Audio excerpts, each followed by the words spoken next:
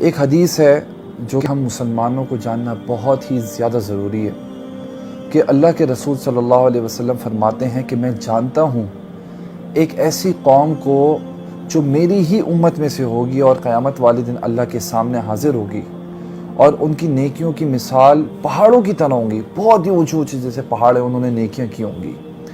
لیکن اللہ تعالیٰ ان کی نیکیوں کے ساتھ کیا کرے گا؟ اللہ کے رسول فرماتے ہیں فَيَجْعَلُهَا اللَّهُ هَبَاءً مَنْثُورًا، اللہ تعالیٰ دھول مٹی کی طرح ان کی نیکیوں کو اڑا دے گا جو کہ پہاڑوں کی طرح وزنی نظر آتی تھیں۔ اور یہ کوئی ایسی نارمل دھول مٹی نہیں، بلکہ آپ نے دیکھا ہوگا جب سورج کی کرنیں پڑتی ہیں تو اس میں چھوٹے چھوٹے آپ کو ذرات نظر آتے ہیں، تو اللہ تعالیٰ ان ذرات کی مثال کر دے گا ان کی نیکیوں کو۔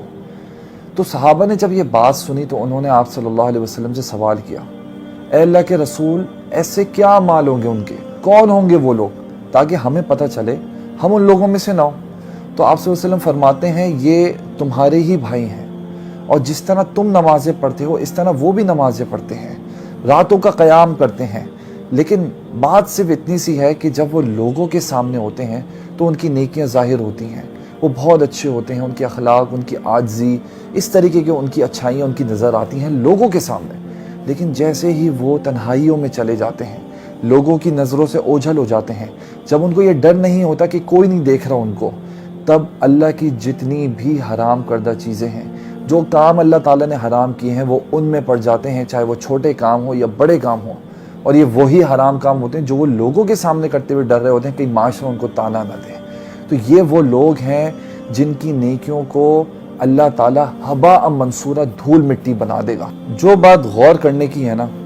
وہ یہ ہے کہ لوگوں کے درمیان آپ کتنے نیک ہیں، لوگوں کے درمیان آپ کتنے اچھے کام کرتے ہیں، یہ اتنا میٹر نہیں کرتا۔